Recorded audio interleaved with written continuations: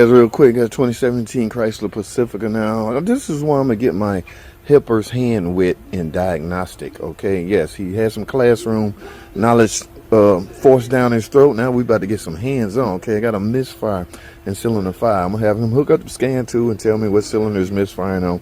And what do he suggest we do to find out if it's secondary ignition or internal? In other words, should we be headed toward a compression test, or should we check spark plugs and coil, things like that first? All right, so let me get him over here and we're going to start with this diagnosis. All right, so yes, it's missing fairly hard. Now, I've already did partially diagnosis. I already see where it's missing in cylinder 5. My thinking is to swap cylinder 5 with cylinder 1 since it's on bank 1, which is easily accessible. Look at that engine moving. All right, but I want him to figure out why we need to do what we're doing. I need to get his mind prepped with diagnosing cars, why cars are running bad, okay? The check engine light is not going to always bail you out, all right? I'm going to end this short video and I'm going to start a long video and see how far he can go with diagnosing this problem. Because after all, that's why he's here, right? To learn, all right? So, hey, where you at, man? All right, just brought this one in, 2017 Pacifica. You see how that thing running? Shaking, misfire, check engine light on. So so I want you to diagnose it and tell me what you think we should do. So we're gonna start off. Checking the light on. I don't know the codes. You got to figure out what the code is, and you got to tell me what you suggest we do. Yeah, it's running rich too. You can tell there's some unburned fuel. All right, so go ahead and kill it. Start it off. Hook the scan tool up, and we'll go from there. Alright guys, I'm going to go ahead and start a long video. So y'all stay tuned for that long video. Let me see how well my guy do. Let's get it. Long video will be linked right down here at the bottom. Okay, that link right there. Click that, it'll take you straight to the long video. Alright, let's get on with this long video. Alright, ignition on. Oh, 64 codes. That can be right.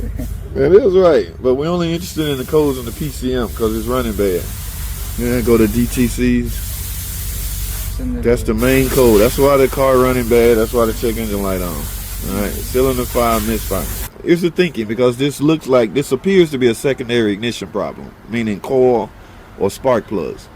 Now, if you can manage to take the coil and the spark plug out of this cylinder and move it, and the misfire follow that cylinder, and most likely the coil? Yeah, it most likely found your problem. So that's the easiest thing to do. We got an hour to diagnose this car. We don't want to spend the whole hour diagnosing it. So the easiest, always go with the thinking, I want to do the easiest thing possible to get to my cause quickly. So that's good. A lot of times you don't see that. You'll have a misfire, but you can actually see the computer picking up a misfire. And what cylinder is in? And the cylinder 5? Right. And imagine that was the code that was in it, P0305. You know how the codes with misfire work? When you get a misfire, no matter if it's a V6 or a V10, the last number in that code will represent the cylinder. For instance, P0305 is misfiring cylinder 5. On the P0302 is what? Cylinder 2. Right. The last number always represents the cylinder. So let's go back to the car. All right, where's cylinder 5? Cylinder 5 would be. This is bank 2. That one. This is bank 1. Cylinder 5. Yeah, 1, 3, and 5. So, what do you suggest we do to find out if it's a spark plug or the coil? I said we take one of the spark plugs over here that are working. Yeah, and move it. Well, why would you go here? This is hard work. Remember, we're trying to do this as quickly as possible. Also take one of the coils at top? Yeah, take right beside it. You don't have to take all of this off to get to any of these banks. In fact, you don't even need any of these. So it makes more sense to swap cylinder 5 with its next door neighbor, or the cylinder on further down. Which is what? 1, and the other one is what? 3. Yeah, 1 and 3. Makes more sense to swap 5 with cylinder 1 or 3. It's easier, right? Yeah. So before this engine gets extremely hot, let's turn it off, and we're gonna do just that. All right, so I don't know much trouble. It ain't much trouble at all. And you, of course, let it cool off. Might want to put a fan up here, but yeah, you can smell that unburned fume. This will by far the quickest way to kill your cat converter.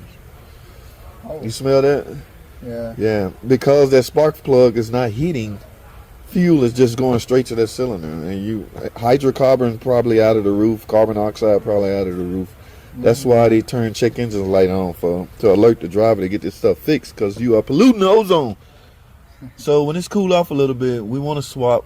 What you think? 5 with what? I would say 5 with like 1. Actually, Yeah. 3. What? Either one, 1 or 3. All right, so grab you some tools. When it cool down, take that coil off. It's fairly easy. Get the plug out. We're gonna do, because this, how many miles on this thing? Because that matters in our decision making process. You know, if it was warranty, we would have to find out specifically the problem. We can't just go off. It's 153. 153,000 miles. So at this point, we're not trying to find out which one. We want both anyway, the coil and the plug, that is. If it was warranty, they want us to find out exactly which one failed. So what we're going to do is, yeah, exactly what we say. Let this cool off a little bit, get cylinder 5 out, move it over to cylinder 3, and then we're going to go back to the computer and see if the misfire moved. Continuous? Yeah, see if it moved to whatever cylinder you put it in. All right. Then we can diagnose it from there. All right, you got them switched over. All right, so fire it up, and then we're gonna go back to the computer and see if that misfire. You already got you. What you do? 5 with 3. Yeah, 5 and 3. Next door neighbor. Fire it up. Let's see what happens. I'm guessing you're still gonna have a misfire, just maybe not in cylinder 5. At least that's what we hoping for.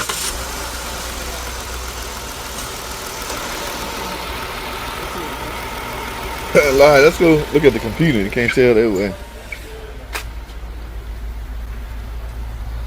Alright, what do we have? Come dissect this. Tell me what's going on. We traveled to cylinder 3 now. What does that tell you? But the coil and the plug Alright. are both clapped up. Now remember, if you wanted to know exactly which one, you would swap only one. You know what I'm saying? Only the coil.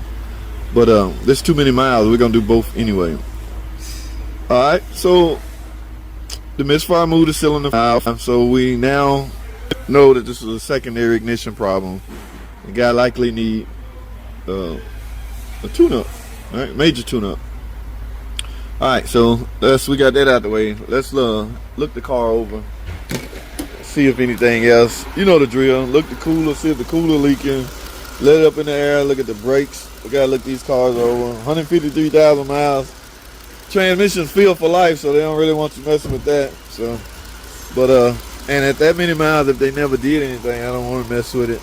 So, all right, guys, this went just as planned. So he got something out of this. All right, that was my goal, to make sure he understand this scenario. This was an isolated scenario. All drivability concerns are not going to be like this. By no means, don't get it twisted. All right, so I just wanted him to get his hands wet on what to look forward to in your mechanical career. Yeah. All right, so like I said, we're going to let this thing up in the air, perform the rest of our inspection, and we're going to go from there. That's all I have, man. I appreciate y'all watching.